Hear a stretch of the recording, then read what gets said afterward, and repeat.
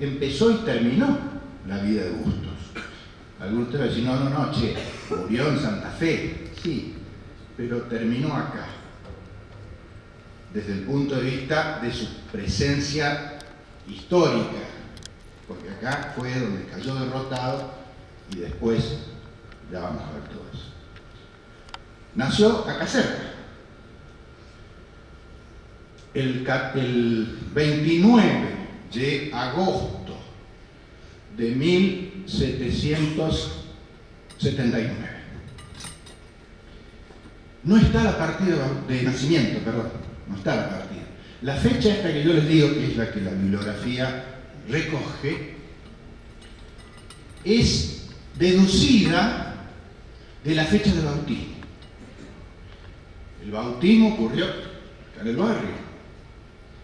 Vayan para el lago Tanti, pasen por la Cueva de los Pajaritos y un poco más allá hasta la Capilla de San José. Quien no la conoce, por favor, lléguense.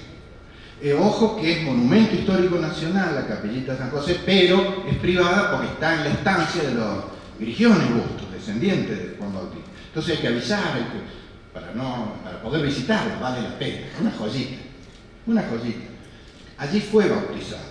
El acta sí se conoce, tampoco está, También desapareció el acta de bautismo del libro del curato de Punilla. Pero Moyano Aliaga y Tito Aguirre Cámara la habían tenido a la vista y la transcribieron. Entonces tenemos el texto donde claramente dice que el 29 de octubre de 1780 fue bautizado un niño con el nombre Juan Bautista de 14 meses de edad. Entonces, 14 meses, 29 de agosto, chao. Juan Bautista es el santoral de ese día, cuando le cortan la cabeza al santo. Hay quienes ponen en duda que efectivamente haya nacido en la estancia, porque ahí donde está la capilla, y hoy es de los Grigiones, era la estancia Santa María, de la familia Bustos, de papá Juan Pedro León Bustos y de Tomasina de la Puebla, su mamá. Y allí creció junto a sus hermanos, él era primogénito, era el mayor. Algunos dicen, no, debe haber nacido en Córdoba. Pero si así fuese, como era una familia patricia, seguramente estaría la constancia en alguna de las órdenes religiosas que, acuérdense ustedes, en esa época anotaban nacimientos y matrimonios muertos, ¿no es cierto? No había registro civil, se inventó mucho después. Y sin embargo, en ninguna de las órdenes religiosas que había, en los archivos de las respectivas iglesias, está anotado. Y sí, en cambio, están anotados sus 3 hermanos. Uno debiera pensar que en todo caso debió haber estado anotado, si así fuera, en la Santo Domingo, pues la familia era devota de Santo Domingo. Así que es muy verosímil que haya nacido aquí, que se haya criado aquí, que haya disfrutado de este bellísimo paisaje de nuestro Valle de Punilla. Él está dedicado en toda la primera etapa de su vida a las actividades comerciales. Como les dije, es el primogénito de la familia, sufre la pérdida de su papá a los 6, 7 años y tiene que hacerse cargo de su familia. Y toma a su cargo, eso posiblemente haya influido, ¿no?, en su carácter circunspecto, porque todas las crónicas dan indicios de que era muy serio, muy de pocas palabras. Bueno, lo cierto es que durante toda esa primera etapa, para hacerse las cortas, está dedicado al comercio. Tal es así que él no va a tener estudios orgánicos, a pesar de que en Córdoba había una universidad. Y, por ejemplo, José María Paz concurrió a la universidad. Es menor, José María es del 91. Dalmacio, ni hablar, concurrió a la universidad. Dalmacio era más chico todavía, en 1800, perdón. Entonces, Lo único que consta, cuando uno busca, es que ha sido formado justamente en la escuela de los dominicos, porque todas las órdenes religiosas tenían posibilidad, las familias patricias, ¿no?, de acudir para prepararse, porque recuerden ustedes que no había sistema educativo. Estamos hablando del siglo XVIII, fines de... no había sistema educativo. La mujer ni hablaba. La mujer se consideraba que no hacía falta que supiera leer y escribir, porque estaba para parir y para cuidar la prole. Y muchos hijos, todos los que vinieran, porque la mitad quedaba en el camino. No había antibióticos, no había nada. Los partos eran naturalmente en la casa o en el rancho, atendidos por una madraza, y así era la vida. Bueno, Bustos recién, en 1805, se va de Córdoba, se va a Buenos Aires. Fíjense ustedes que ya tiene 25 años, es una persona mayor. Se va a Buenos Aires, todos los registros dicen, por cuestiones comerciales, o sea, para ampliar la gama de negocios de la familia. Recordemos que había toda una cuestión con el puerto, el monopolio, todo eso de esa época. Es la época de la representación de los hacendados, de Moreno. Entonces él se va a Buenos Aires buscando nuevos horizontes para los negocios familiares. Y sigue involucrado en el comercio.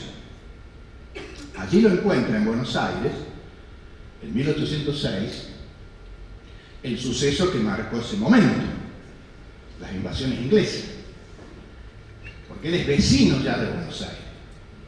Y ustedes dirán, sí, por supuesto, está viviendo en Buenos Aires, vecino. No. Todos ustedes, o la mayoría, son vecinos de Carlos Paz, como todo el mundo en Carlos Paz. Pero en esa época no. La chapa de vecino requería una serie de condiciones que no reunía la mayoría. Las mujeres ni hablan otra vez, ni hablar de... Pero, por ejemplo, pureza de sangre, ni hablar si había algún marrano, entre comillas, como se decía en el linaje, propiedades, oficio decente. El pobre carnicero, con todo el afecto y respeto que uno le tiene, no era vecino porque no le parecía a las leyes de Indias que un carnicero... Lo que trato de decir es que Bustos rápidamente es vecino porque reunía todas esas condiciones. Y los vecinos son convocados para la defensa de Buenos Aires. Y Bustos se desempeña con alta participación y heroísmo en esa jornada que todos hemos estudiado en la escuela, ¿no es cierto? Cuando llegan los ingleses y acá Sobremonte se viene para Córdoba, de acuerdo a lo que el protocolo de la corona establecía, para poner a salvo los caudales públicos, que igual cayeron en manos de los ingleses. Tal es así que Sobremonte, me voy por allá, pero Sobremonte declara a Córdoba capital del virreinato. Estamos hablando, recuerden ustedes ya, del virreinato del Río de la Plata, porque Bustos nace ahí nomás de la creación, porque el virreinato del Río de la Plata se crea en 1776 y abarca 4 de los países actuales. Además de nuestra República Argentina, Paraguay, Uruguay y Bolivia, actual. O sea, era enorme. Antes todo ese pedazo de territorio era parte del virreinato del Perú, con sede en Lima. Entonces Carlos III decide crear este virreinato con capital en Buenos Aires, el único puerto de ultramar. Y bueno, esto arranca en 1776, va a durar poquito, como veremos. Bustos se desempeña con alto compromiso, es reconocido, está todo, consta, digamos, lo que hizo. Y se ve que le gustó, que medio que le tomó el gustito a la cosa militar. No había ejército, acuérdense ustedes. Todo fue espontáneo, la gente actuó con lo que tenía a mano. Pero, como Santiago Liniers sabía que los ingleses iban a venir con la revancha, ya para 1807 se habían constituido los llamados regimientos de plaza en Buenos Aires. Los patricios, el más reputado, ¿no es cierto?, con Cornelio Saavedra a la cabeza, los húsares, los pardos y morenos.